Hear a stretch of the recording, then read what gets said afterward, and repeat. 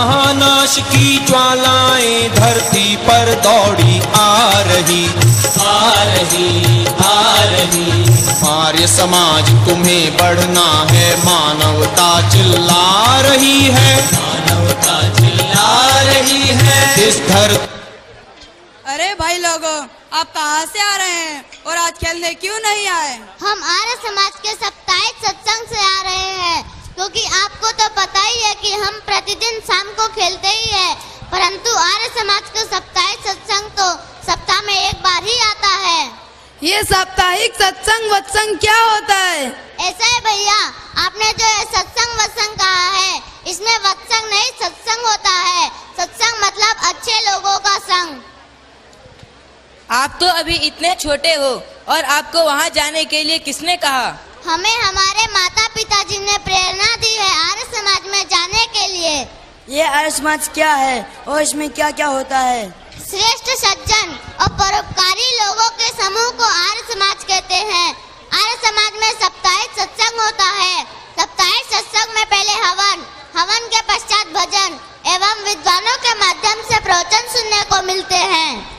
अच्छा, हवन उससे ही कहते हैं ना जिसमें बीच में आग जलाकर दो चार लोग बैठकर लकड़ी समिधा इत्यादि फूकते रहते हैं। ऐसा ही भैया, हवन में जो घी सामग्री और समिधा जलाई जाती है उसे फूकना नहीं, आहुत करना होता है, मतलब आहुति देना होता है।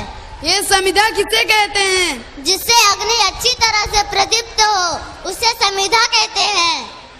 सामग्री कैसे बनती है? रोगनाशक, सुगंधित, पुष्टिकारक और मिष्ठान्न, इनमें जड़ी बूटियों का समावेश होता है। इन्हीं से सामग्री का निर्माण होता है। हवन क्यों करना चाहिए? हवन में जो घी और सामग्री जलाई जाती है वह वायुमंडल को शुद्ध बना देती है। वायु के शुद्ध होने से रोगों की संभावना नहीं रहती। हवन करने से वायु कैसे शुद्ध हो सकती है? यज्ञ की सामग्री में 4 पदार्थों का समावेश होता है, रोगनाशक, सुगंधित, मिष्ठान्न और पुष्टिकारक।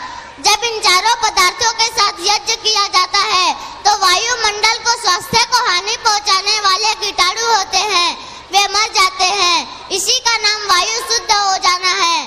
इसी यज्ञ द्वारा वर्षा शुद्ध होने की संभावना रहती है, जिससे अन्न और औषधियाँ गुणकारी रहती है। फलतः समस्त प्राणियों का कल्याण होता है। यदि कोई मनुष्य वायु को गंदा करता है तो वह पापी है, क्योंकि जब वह वायु को गंदा करता है तो वायु को शुद्ध करना भी उसका धर्म है। देखो, हमारे शरीर से जो भी निकलता है गंदा ही निकलता है। आँख से कीचड़ निकलता है, वह गंदा। कान से मैल निकलता है, वह गंदा। मुख और नाक से मैल निकलता है, वह गंदा। पसीना निकलता है, वह गंदा। मल मूत्र निकलता है, वह गंदा। इसी तरह जो वायु निकलती है वह भी गंदी है। मनुष्य बाहर से अन्न, जल, वायु जो भी ग्रहण करता है वे पवित्र पदार्थ है, पर वे शरीर के भीतर से गंदे होकर निकलते हैं और बाहर की वायु को गंदी बना देते हैं। भोजन और जल के बिना 1-2 घंटा या उससे अधिक समय तक जीवित रह सकते हैं, परंतु वायु के बिना कुछ मिनट भी जीवित नहीं रह सकते। मरीज के पेट के कीटाणु और चूहों के पेट के कीटाणु मिलकर वायु में भयंकर बीमारियों को पैदा करते हैं। इसलिए वायु को शुद्ध करने के लिए यज्ञ या हवन से बढ़कर क्या उपाय हो सकता है? क्या रोगनाशक और सुगंधी कारक पदार्थ घर में नहीं रखने चाहिए? क्या इनसे वायु शुद्ध नहीं होती? जलाने से ही वायु शुद्ध होती है। जलाने का क्या तात्पर्य है? घर में रोगनाशक और सुगंधित पदार्थ अवश्य रखना चाहिए, पर उनसे यज्ञ भी करना चाहिए। यज्ञ में ये पदार्थ डालने से उसकी करोड़ों गुना शक्ति बढ़ जाती है। आप इसका प्रमाण दे सकते हैं? हाँ जी, इसका प्रमाण यह है कि यदि कोई मनुष्य 4 मिर्च खा लेता है तो उसकी तेज और उसकी कड़वाहट को वह सहन कर लेता है, परंतु उसी मिर्च का जरा सा टुकड़ा यदि अग्नि में डाल दे तो वह खांसते खांसते परेशान हो जाता है और गांव वाले कहते हैं ना जाने किस कमबख्त ने मिर्च जलाई है। अब आप आर्य समाज के बारे में सब कुछ जान लिया है? हाँ जी। क्या आप भी हमारे साथ प्रति रविवार को आर्य समाज में जाया करेंगे? हाँ जी। आइए हम भी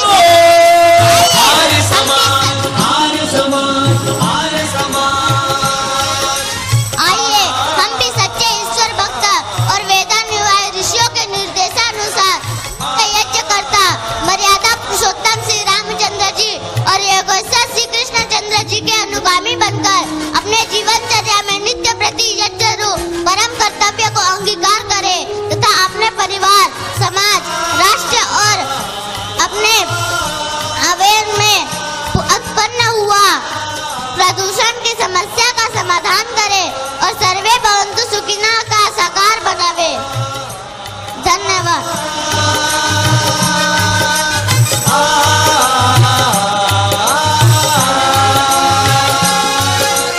बोली धरती ध्वस्त स्वरों में, भारत खोलो अपने कान, भारत खोलो अपने कान। मांग रही है मानवता फिर सुखद शांति का छायादान, सुखद शांति का छायादान।